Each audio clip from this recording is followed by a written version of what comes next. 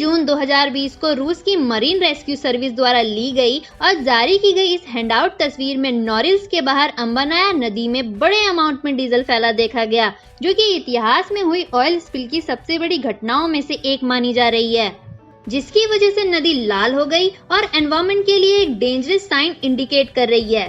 Russia के president Vladimir Putin ने Arctic circle में साइबेरिया के भीतर नदी में 20,000 टन डीजल तेल के रिसाव के बाद आपातकाल की स्थिति घोषित कर दी। ये बहुत बड़े एनवायरमेंटल डिजास्टर का संकेत देता है। बड़े बड़े एनवायरमेंटलिस्ट का कहना है कि नदी को साफ करने के लिए रशिया को 8 से 10 वर्षों का टाइम लग सकता है, जो कि बिलियंस ऑफ रबल्स खर्च करने के बाद भी पूर्ण तौर पर नदी के प्राकृतिक रूप को वापस पा भी पाएंगे या नहीं, इसका कोई संकेत नहीं देता। रबल, जो कि रशियन करेंसी है, जैसे इंडिया की रुपी, वैसे ही रशिया का एक रबल हमारे भारत के 1 रुपए के ही बराबर है। वहीं सरकार ने इस आपदा के लिए 6 बिलियन रबल्स का अनुमान लगाया। इस बात से ये अंदाजा लगाया जा सकता है कि ये ऑयल स्पिल रशिया को कितना कॉस्ट करेगा और उसकी इकोनॉमी को कितना हार्म पहुंचाएगा। पूरे वर्ल्ड की इकोनॉमी तो कोविड-19 से हुए ब्रेकडाउन से पहले डगमगा चुकी है और संभलने के रास्ते तो दूर दूर तक नजर नहीं आ रहे। Hello guys, welcome back to the factual info. आशा करते हैं सभी अच्छे होंगे।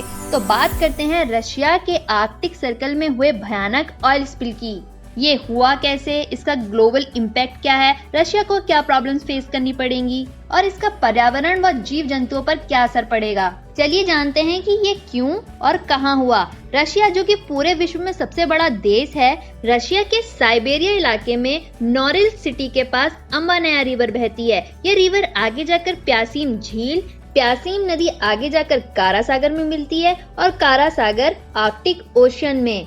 अम्बानाया नदी तो छोटी है, पर ये एक बहुत बड़े एरिया को कवर करती है, तो इस हिसाब से आप समझ सकते हैं कि एनवायरमेंट के लिए कितना बड़ा खतरा है। नोरिल्स ये इतिहास से देखी गई वो जगह है जो बहुत साफ, शांत और सुंदर थी, पर रशिया ने यहाँ बहुत सारी इंडस्ट्रियल एक्टिविटी शुरू कर डाली व कई कॉपर और निकल की फैक्ट्रीज स्टैब्लिश की हैं, जिस वजह से नोरिल्स में हर जगह धुआं धुआं नजर आता है। नोरिल्स रशिया की मोस्ट पॉल्यूटेड सिटी है और सल्फर डाइऑक्साइड के रिलीज में देखा जाए तो ये वर्ल्ड की मोस्ट पॉल्यूटेड सिटी है, क्योंकि यहाँ इंडस्ट्रीज इतनी मौजूद हैं और ये कोई सेफ्टी स्टैंडर्ड को फॉलो नहीं करते, पब्लिक हेल्थ का कोई ध्यान नहीं रखते और इसे रशिया की मोस्ट डिप्रेसिंग सिटी भी कहा जाता है, क्योंकि इस शहर की कंडीशन ही इतनी भयावह है कि कोई ह्यूमन खुशहाल रह ही नहीं सकता।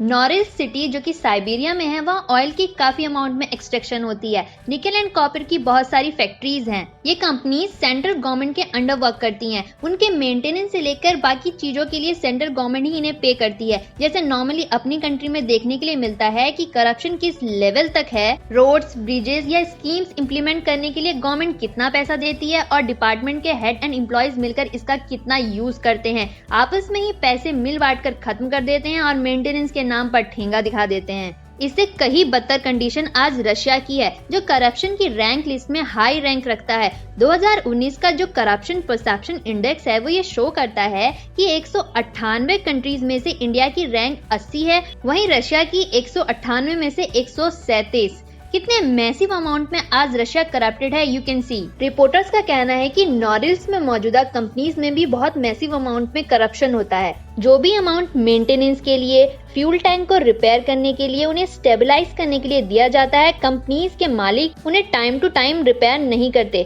दी गई धनराशि को अपनी जेब में डाल लेते हैं या एम्प्लॉयज में आपस में बांट लेते हैं। रिपेयर न होने की वजह से टैंक्स के नीचे की परमाफ्रॉस्ट धीरे धीरे पिघल रही है। देखिए परमाफ्रॉस्ट होती क्या है। ये जमीन के नीचे जमी बर्फ होती है, जिसके ऊपर पूरा शहर या ये फैक्ट्रीज बनी हुई है। अब क्या हुआ कि जहाँ फैक्ट्री या पावर प्लांट बना था, उसके नीचे का परमाफ्रॉस्ट पिघल रहा है, तो इस जगह बर्फ पिघल गई और टैंक के नीचे का हिस्सा अपने आप ही नीचे धंस गया। तो डीजल टैंक का जो नीचे का पिलर सपोर्ट कर रहा था, वो भी धंस गया और पूरा का पूरा टैंक बह गया। इसमें परमाफ्रॉस्ट के मेल्टिंग ऑफ आइस की वजह से ये इंसिडेंट हुआ। हर साल बर्फ इकट्ठी होती है और गर्मियों में पिघलती है, पर अब ये जमा कम हो रही है और पिघल ज्यादा रही है। ऐसा ऑयल स्पिल का इंसिडेंट 2016 में भी हुआ था रशिया में, पर वो थोड़ा माइनर स्केल पर था तो इतना उजागर नहीं हुआ। ऑयल स्पिल की वजह से नदी तो पॉल्यूट हुई ही, उसमें मौजूदा जीव भी खतरे में आ गए। नदी के किनारे बसे मछुआरों का कहना है कि मछलियां मर गई हैं और कुछ मर रही हैं। वहीं अगर किसी भी वजह से कुछ दलों या शैतानी तत्वों द्वारा घटना की गई तो डीजल की वजह से नदी में आग भी लग सकती है। वहीं आर्कटिक रीजन की कई स्पीसीज एक्सटिंक्ट भी हो सकती हैं।